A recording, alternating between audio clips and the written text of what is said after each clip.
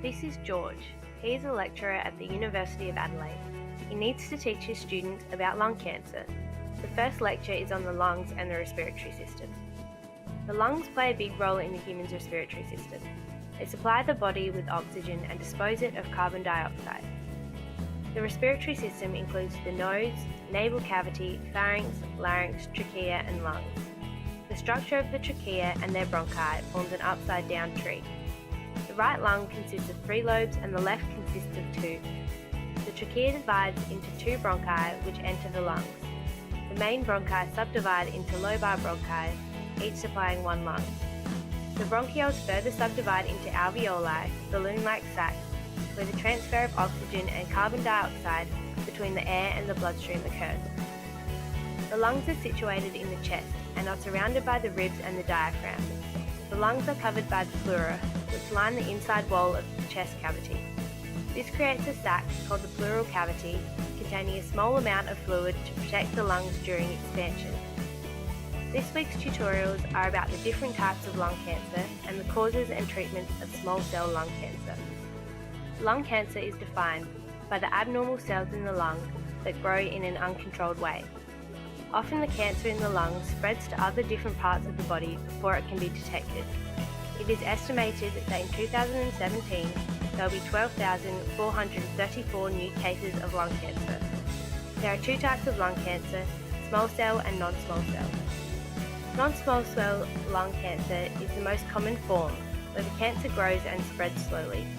In comparison, small cell lung cancer is fast-growing and makes up 15% of lung cancers.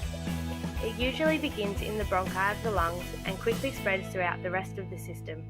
Although the cells are small, they grow very quickly and create large tumours which often spread to other parts of the body, including the brain, liver and bone. The main cause of small cell lung cancer is smoking, and it is highly unlikely for someone who does not smoke to develop this cancer.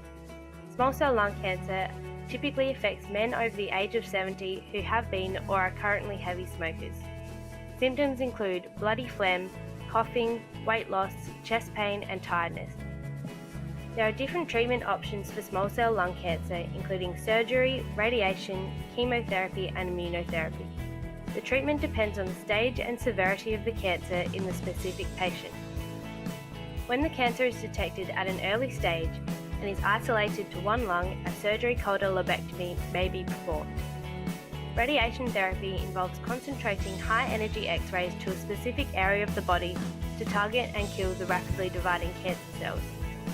Chemotherapy involves the administering of drugs that inhibit the proliferation of dividing cancerous cells by damaging its DNA, preventing them from dividing and resulting in apoptosis.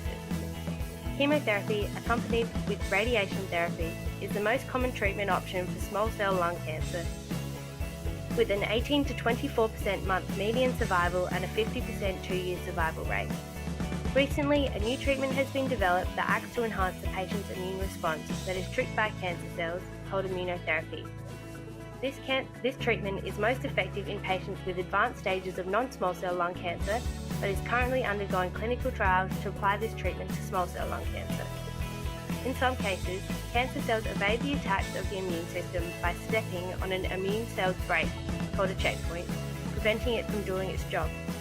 Immunotherapy drugs release this checkpoint, allowing the cell to fight the cancer. Small cell lung cancer is one of the most prominent diseases worldwide. The development of effective immunotherapies holds great potential for a new generation of promising treatments and further research into this cancer.